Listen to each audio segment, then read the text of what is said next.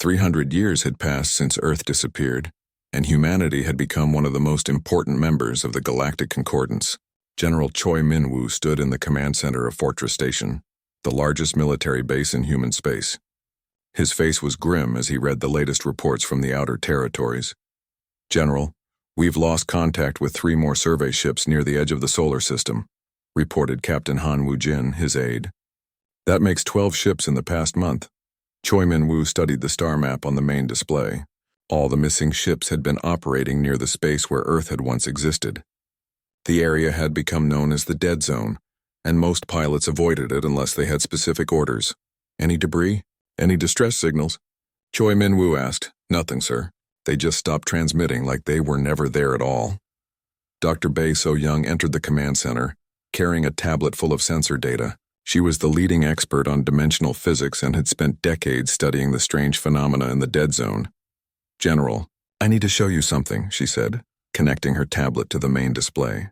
"The temporal distortions around Earth's former location are getting much stronger." The screen showed a complex pattern of energy waves that seemed to pulse and shift in impossible ways. "It looks like space itself is becoming unstable," Dr. Bae So-young continued, "as if something very large is pressing against the barriers between our dimension and somewhere else." Choi Min-woo had fought in several wars during his career, but this was different. "How do you fight an enemy that exists in empty space and makes entire starships disappear? Have you shared this data with the Concordance?" he asked. "Yes, sir." Elder Korth's response was concerning. He said the patterns match ancient records from the last time the Shadow Collective tried to break into our reality. The Shadow Collective. Even after 3 centuries, the name still made humans uncomfortable. They were the dark creatures born from human thoughts, trapped in the same dimensional prison as Earth. But the prison was weakening. Captain Han Woo-jin had volunteered to lead the next reconnaissance mission to the Dead Zone. He was young but experienced, and his ship, the Explorer, was equipped with the latest sensors and protective systems. "Remember, Captain," Choi Min-woo told him before the mission launched, "your job is to observe and report. Do not engage with anything you find, no matter how strange it looks." The Explorer's crew was small but skilled. Lieutenant Park Yoon-soo was the best pilot in the fleet, and Dr. Lee Mi-young was an expert in alien phenomena. They had all volunteered for the dangerous mission. The journey to Earth's former coordinates took 2 days.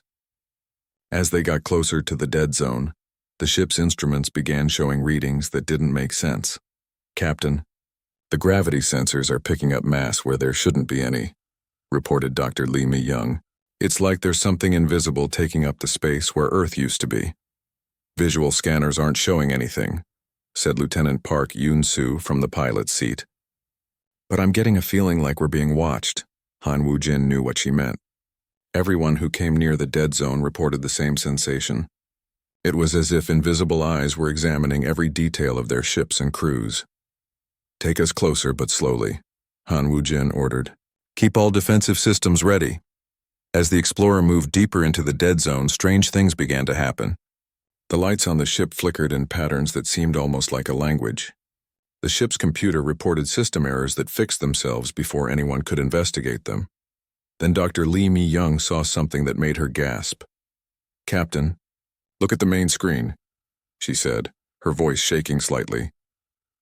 Han Woo-jin looked and saw shadows moving in the empty space ahead of them, not normal shadows cast by objects blocking light, but shapes of pure darkness that moved with purpose and intelligence. The shadows were huge, some as large as asteroids. They flowed and shifted like liquid, but they maintained complex forms that hurt to look at directly. As the Explorer watched, the shadows began to form patterns, creating geometric shapes that seemed to exist in more than 3 dimensions. "Are those the Shadow Collective?" Lieutenant Park Yoon-soo asked. "I think so," Han Woo-jin replied. "But they're much more organized than the old report suggested." The shadows seemed to notice the human ship. Several of them moved closer, surrounding the Explorer in a sphere of living darkness. The ship's sensors went crazy, showing readings that changed from second to second. Then something impossible happened. One of the shadows began to communicate. It didn't use radio waves or any normal method of communication.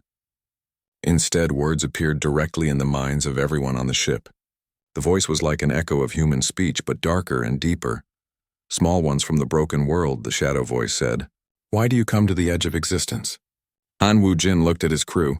They were all hearing the same voice in their heads. "We are explorers," he thought back, hoping the shadows could understand. "We seek knowledge about what happened to our world." "Your world sleeps in the space between spaces," the shadow replied. "It dreams, and its dreams have power. We are the children of those dreams, grown strong in the darkness." Dr. Lee Mi-young was recording everything, but her instruments couldn't capture the mental communication. She would have to rely on her memory and notes. "Are our people still alive?" Han Wu-jin asked. "Alive, dead, something between," the shadow answered. "Time flows differently in the prison realm. Your people have experienced moments and eternities. They have changed, as have we." More shadows gathered around the explorer. Their presence made the ship feel heavy, as if gravity itself was becoming stronger. "The barriers weaken," another shadow voice said. "Soon the sleeping world will wake. When it returns, we return with it. The galaxy will learn what human imagination can truly create." Lieutenant Park Yun-soo checked her controls and found that the ship was no longer responding properly. The shadows weren't holding them, but space itself seemed to have become thick and difficult to move through. "Captain, I think we need to leave now," she said. Han Wu-jin agreed. They had learned enough for one mission, and staying longer might be dangerous. "Thank you for speaking with us," he thought toward the shadows. "We remember being human once," the shadow replied, "but we have become something more. When the return comes, your people will need to choose. Join us in the darkness or be consumed by the light that burns too bright." The explorer managed to pull away from the dead zone, but the journey back to human space felt different. The stars seemed dimmer, and the crew members reported strange dreams during their sleep periods. When they arrived back at Fortress Station, Han Wu-jin immediately reported to General Choi Min-woo and Dr. Bae So-young. "They're definitely intelligent," he told them, "and they claim to have once been human. But they've changed into something else entirely." Dr. Bae So-young studied the sensor data from the mission. The energy readings confirm that something massive is building up in the dead zone. If the barriers fail completely, we could see effects across the entire solar system. Over the following weeks, more reports came in from across the galaxy. The Concordance was detecting similar shadow phenomena near other star systems. Entire worlds were reporting that their local space was becoming unstable. "The Shadow Collective isn't just breaking through near Earth," Elder Korth reported during an emergency council session. "They're testing the barriers everywhere. They've grown much more powerful during their time in isolation." General Choi Min-woo coordinated with Concordance military forces to prepare for what might be coming. But how do you prepare for an enemy that can exist in empty space and communicate through thoughts? Lieutenant Park Yun-soo had been having trouble sleeping since the mission to the dead zone. She kept having dreams where she was floating in darkness, surrounded by voices that spoke in languages she didn't recognize but somehow understood. "I think they left something in our minds," she told Dr. Lee Mi-young during a medical examination. "Like they planted seeds of themselves in our thoughts." Dr. Lee Mi-young ran every test she could think of, but found nothing wrong with Park Yun-soo's brain. Yet the dreams continued, and they were getting more vivid. "I see things that haven't happened yet," Park Yun-soo explained. "I see star systems going dark, not destroyed but simply ceasing to exist. I see the shadows growing until they cover everything."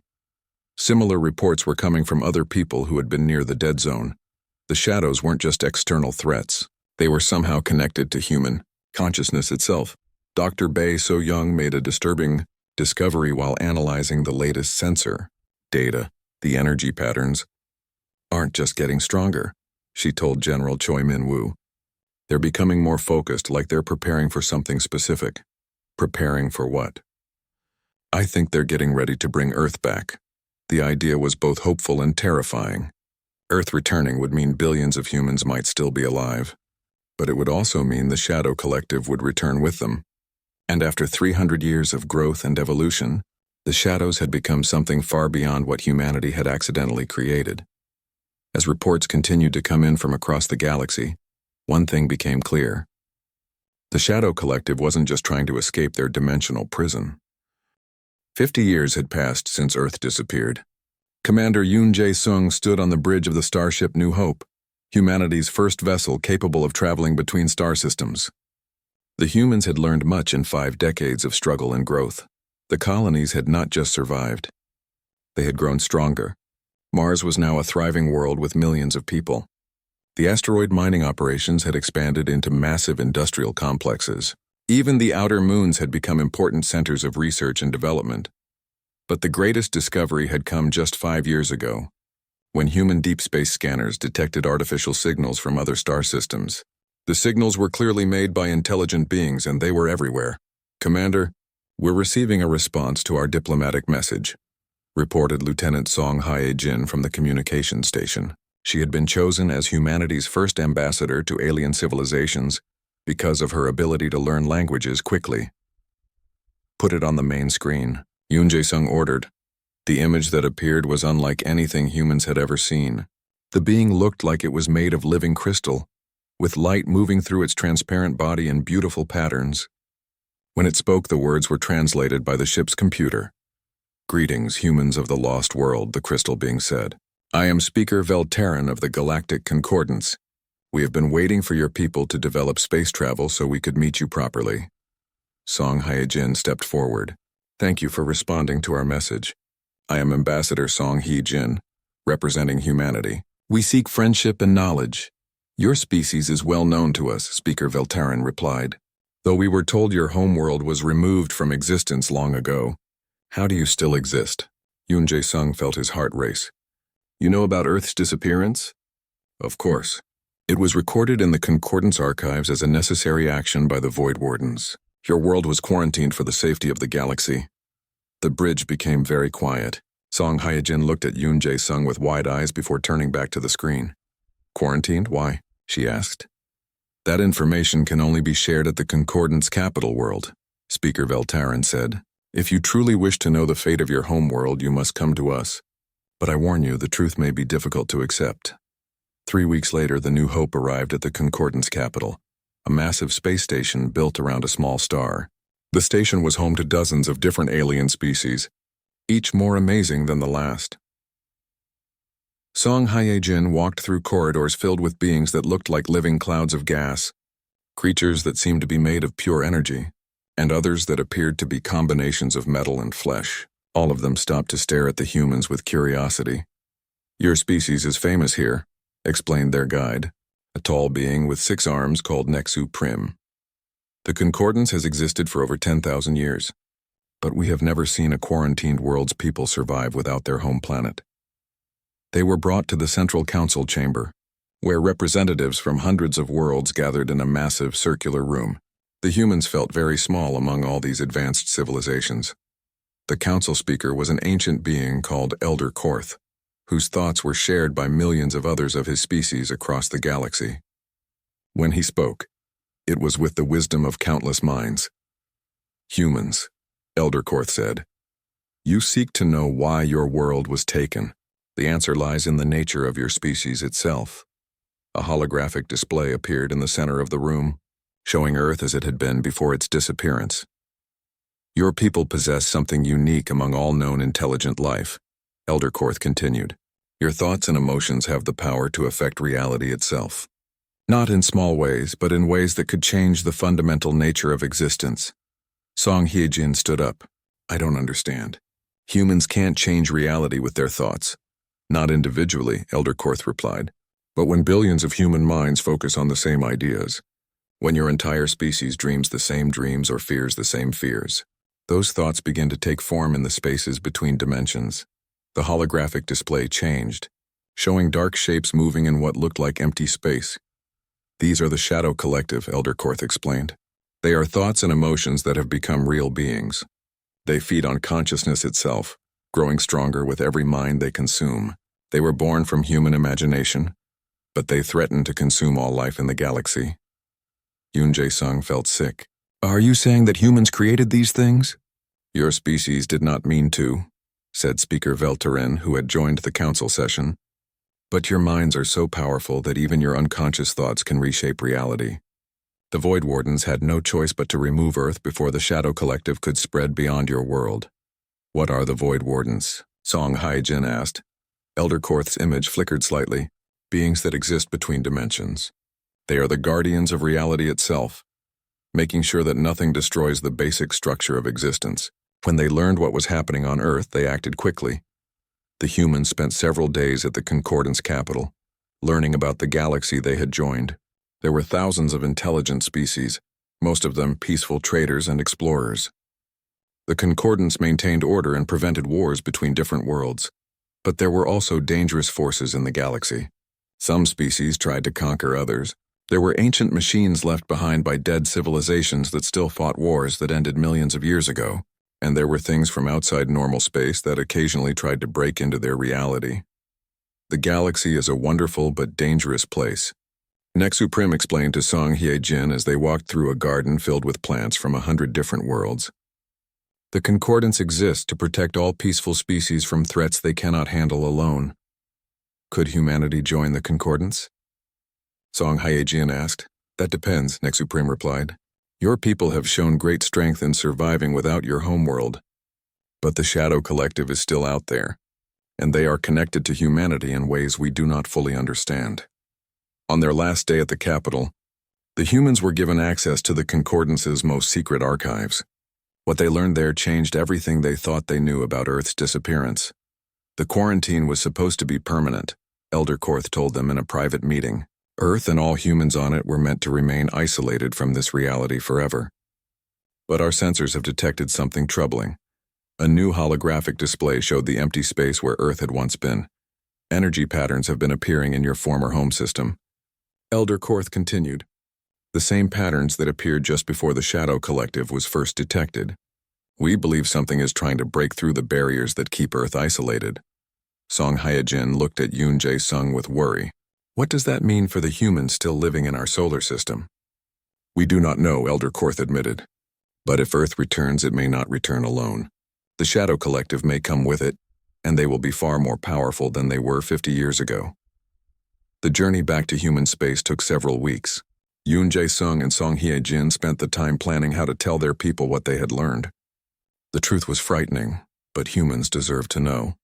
When they arrived back at Mars, they found that the energy readings from Earth's former location had indeed grown stronger. Dr. Park Nari, now elderly but still brilliant, had been monitoring the phenomena for years. The patterns are becoming more complex, she reported to the Emergency Council. Whatever is happening, it's accelerating. Admiral Kim Tae-ho, now the leader of all human colonies, listened to the report from the Concordance with a grim expression. So we're not just refugees from a lost world, he said.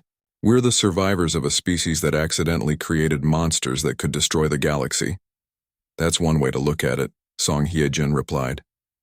But the Concordance also said our minds are incredibly powerful. Maybe that power could be used for good as well as creating problems. Over the following months, humanity worked to strengthen their relationship with the Concordance. They shared their technology and knowledge, and in return learned about advanced sciences and engineering techniques that helped their colonies grow even stronger. But everyone knew that the real test was still coming. Whatever was happening in the space where Earth had been, it was building towards something big.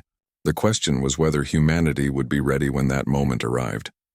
The Shadow Collective was out there somewhere, born from human thoughts but now independent and hungry. And if the barriers keeping Earth isolated ever failed, both Earth and the Shadows might return together. Song Hye-jin often stood at the observation windows of Mars Station, looking toward the star that had once warmed Earth. Somewhere out there, billions of humans might still be alive, trapped in a quarantine that was beginning to fail. The galaxy had accepted humanity as members of the Concordance, but they had also inherited a terrible responsibility. They were the only ones who truly understood the threat of the Shadow Collective, because it had been born from human minds. Whatever happened next, humanity would face it together with their new alien allies. 500 years after Earth disappeared, the impossible happened. Fleet Admiral Oh Dae-hyun was reviewing routine patrol reports when every alarm on Titan Command Station began screaming at once. "Admiral, massive energy spike in the dead zone," shouted Chief Science Officer Lee Mi-young from her station. She was the granddaughter of the Dr. Lee Mi-young, who had first encountered the Shadow Collective decades ago. "Something's happening where Earth used to be." Oh Dae-hyun rushed to the main display and watched as space itself seemed to tear open. Light poured out of the opening, but it was wrong somehow.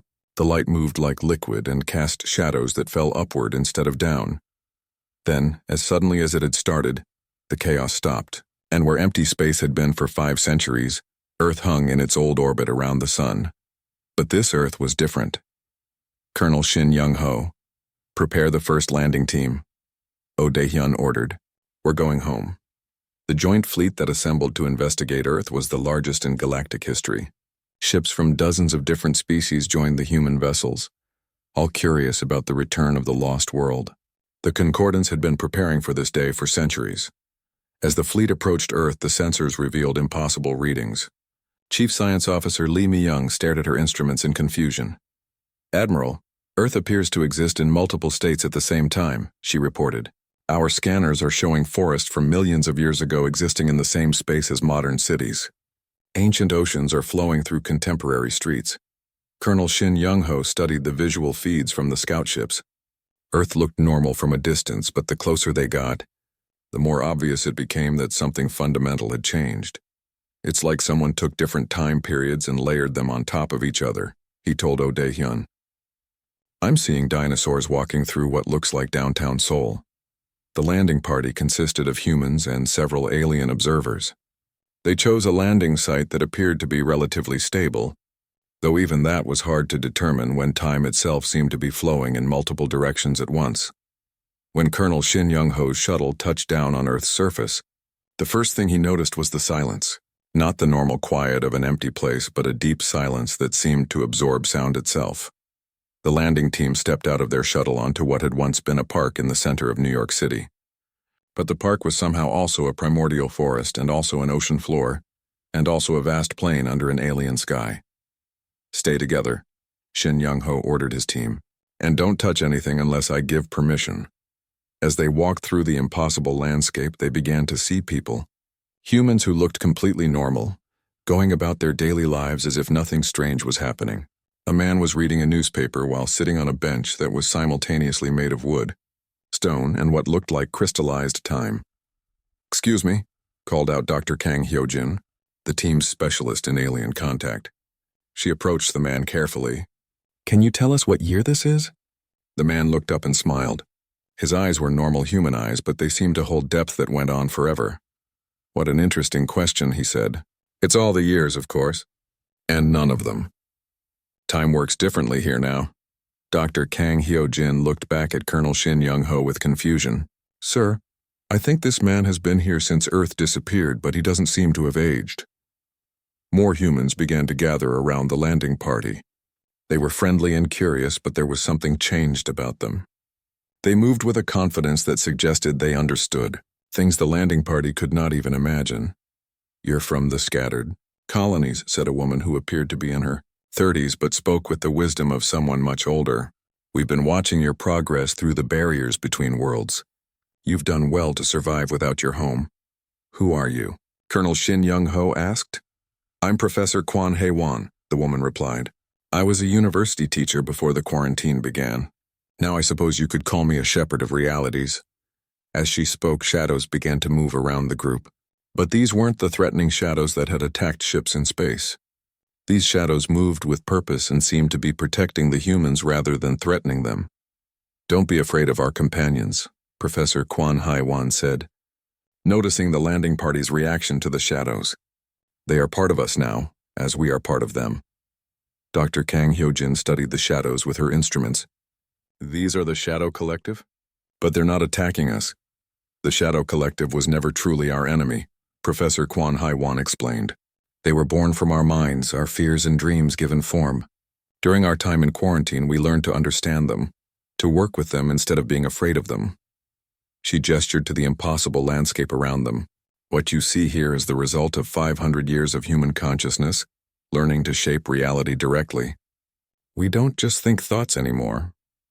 We create them, mold them, give them life and purpose. Colonel Shin Young-ho felt a chill. Are you saying humans can now control reality with their minds? Not control, said another voice. A man emerged from what looked like a tree that was also a building, that was also a mathematical equation. We collaborate with reality. We've learned that existence is not fixed. It's a conversation between consciousness and possibility. The landing party spent hours exploring this new Earth and talking with its inhabitants. What they learned changed everything they thought they knew about the quarantine and humanity's disappearance. The Void Wardens didn't imprison us to protect the galaxy from us. Professor Quan Hai Wan explained as they sat in a garden that existed in 7 dimensions simultaneously. They imprisoned us to force us to evolve. Humanity's imagination had grown so powerful that it was beginning to reshape reality accidentally. We needed to learn control. So the Shadow Collective wasn't a threat? Dr. Kang Hyo-jin asked. They were our potential, replied the man who had emerged from the tree-building equation, the dark reflection of human creativity. But darkness isn't evil. It's just the other half of existence. Light and shadow, creation and destruction, order and chaos. We needed to learn to balance them all. One of the shadows moved closer to the group. Unlike the formless darkness they had encountered in space, this shadow had a definite shape, almost human but somehow more complete. We are what humans become when they stop fearing their own power, the shadow said, its voice like an echo of every human who had ever lived. We are imagination given form, dreams made real, fears transformed into wisdom. Colonel Shin Young-ho was trying to process what he was seeing and hearing. But if you've learned to control these abilities, why didn't you return to normal space earlier? Because the galaxy wasn't ready, Professor Quan Hai Wan said. And neither were we. It takes time to learn how to reshape reality without accidentally destroying it. We had to practice in isolation until we were sure we could use our abilities responsibly. Dr. Kang Hyo-jin looked around at the impossible landscape. And now you're ready? The barriers between dimensions are failing anyway, the shadow replied. The quarantine was always meant to be temporary. Either we learned to control our power, or reality itself would collapse under the weight of uncontrolled human imagination. As the landing party prepared to return to their shuttle, Professor Quan Hai Wan gave them a warning. Our return will not be peaceful, she said. There are forces in the galaxy that fear what humanity has become. They will try to destroy Earth again, this time permanently. Who? Colonel Shin Young-ho asked. The same beings who convinced the Void Wardens to quarantine us in the first place, she replied. They call themselves the Purity Council, and they believe that reality should remain fixed and unchanging. The idea that consciousness can reshape existence terrifies them. The shadows around the group moved restlessly, as if sensing distant threats. They have been preparing for our return, one of the shadows said, building weapons designed to destroy not just planets, but the very concept of those planets. They want to erase us from existence so completely that we will never have existed at all. Back on the command ship, Fleet Admiral Oh Dae-hyun listened to Colonel Shin Young-ho's report with growing amazement and concern. So Earth's people are alive, but they've become something beyond normal human understanding, he summarized. And their return is going to trigger a war with beings we've never heard of. That's correct, sir, Colonel Shin Young-ho replied. And according to Professor Quan Hai Wan, this war will determine whether consciousness has the right to shape reality, or whether existence should remain forever fixed and controlled. Chief Science Officer Lee Mi-young was analyzing the data from the landing mission. Admiral, the energy readings from Earth are still increasing. Whatever abilities these humans have developed, they're preparing to use them on a massive scale. Oh Dae-hyun looked out at Earth through the main viewing port. The planet looked peaceful from space, but he now knew that appearances could be deceiving. Earth had returned, but it had brought with it powers that could either save the galaxy or destroy it. The question was whether humanity, both those who had remained in space and those who had evolved on the quarantined Earth, could work together to face the challenges ahead. The war began 3 days after Earth's return. Supreme Commander Lim Jun-ho was coordinating the defense of human space when enemy ships appeared without warning throughout the solar system. These weren't normal starships. They looked like geometric crystals that hurt to look at directly and moved through space in ways that ignored the laws of physics. All ships. Battle stations. Lim Jun-ho ordered from the bridge of the flagship Unity. Enemy vessels are targeting Earth and all major colonies. Captain Yang Min-suk was commanding a squadron of fighters near Mars when the attack began. The enemy ships fired weapons that didn't just destroy their targets. They made them cease to exist as if they had never been built in the first place. Commander, they're not just killing our people, Yang Min-suk reported over the communication system. They're erasing them from reality. The dead don't even leave bodies behind. The attackers called themselves the Purity Council, just as Professor Quan Hai Wan had warned. They had been waiting for Earth's return so they could destroy humanity once and for all, but Earth's defenders were not helpless. Master Quan Hai Wan stood on the surface of Earth, her hands raised toward the sky. Around her, other evolved humans were doing the same thing. The shadows that had become their partners flowed around them like living smoke. "Remember," she called to her companions, "we're not fighting to destroy. We're fighting to protect the right of consciousness to grow and change." The space above Earth began to shimmer. Where the enemy weapons tried to erase human ships, reality itself seemed to push back. Ships that should have been destroyed reformed themselves, their crews confused but alive. Yang Min-seok watched in amazement as his fighter squadron, which had been caught in an enemy erasure beam, suddenly existed again. "How is this possible?" he asked over the radio. "The Earth humans are rewriting reality around us," came the reply from Admiral Song Ki-tae, who was coordinating the space battle. "They're making it so our ships were never destroyed in the first place."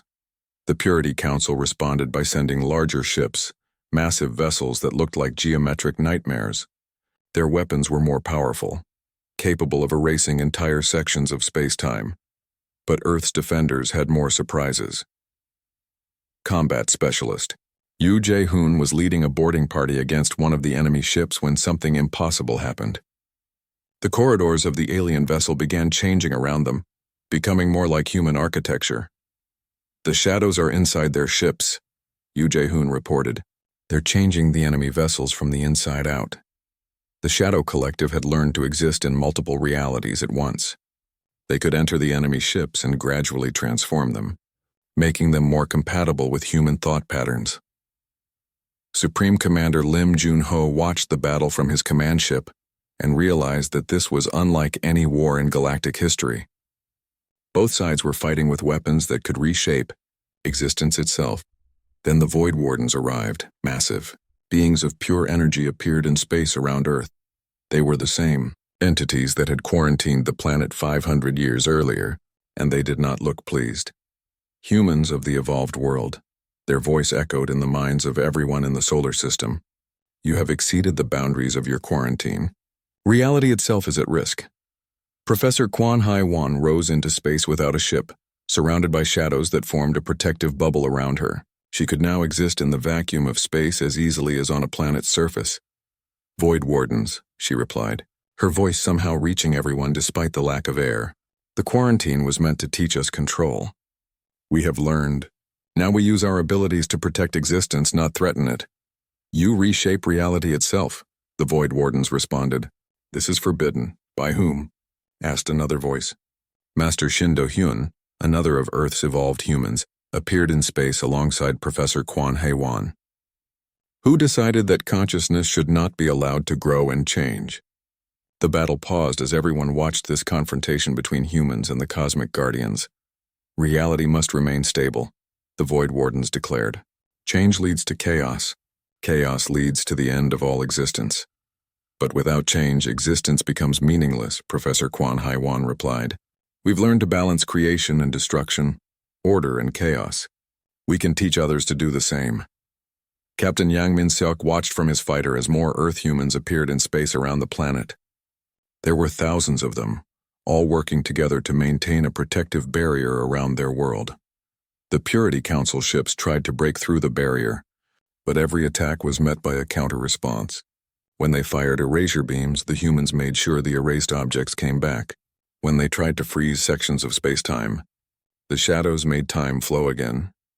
"It's like watching gods fight," Yang Min-seok whispered to himself. But the real revelation came when Admiral Song Ki-tae made a discovery that changed everything.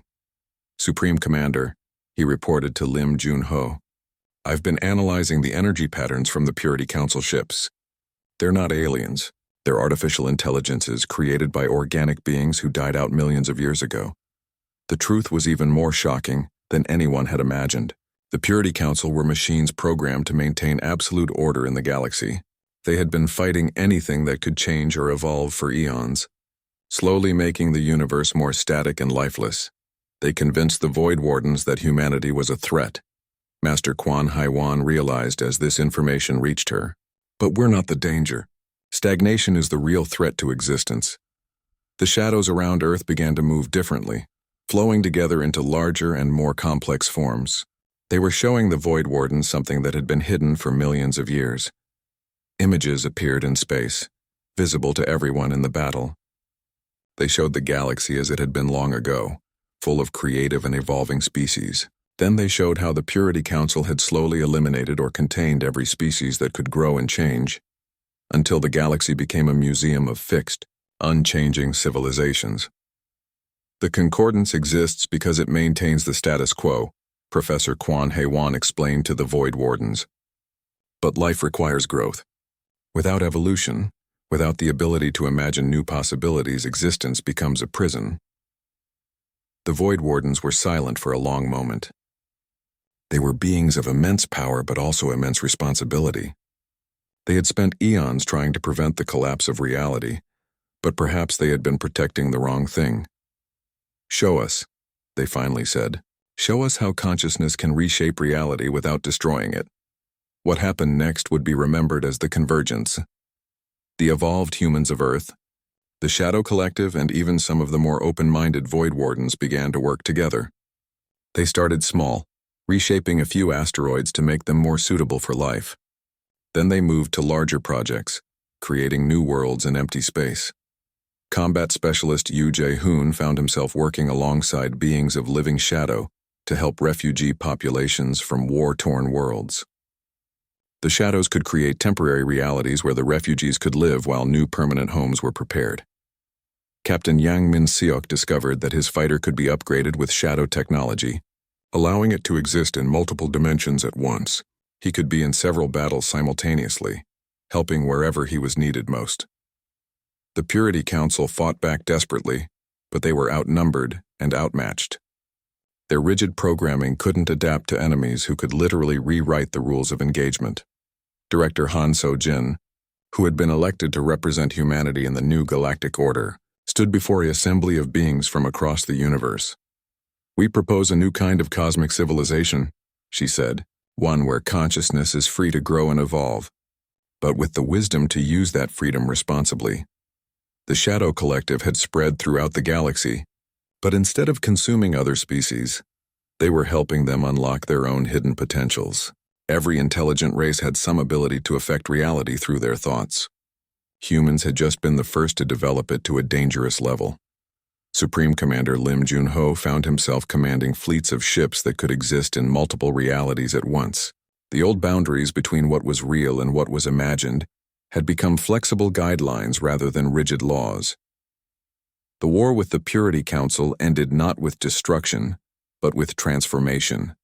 The ancient machines were given new programming that allowed them to adapt and grow. Some even chose to become organic beings, experiencing creativity and imagination for the first time in millions of years.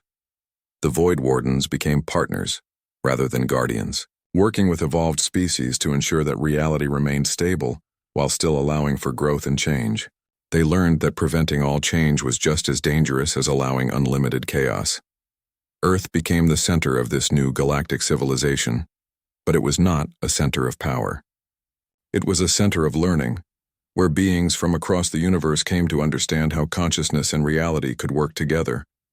The shadows were no longer seen as threats or monsters.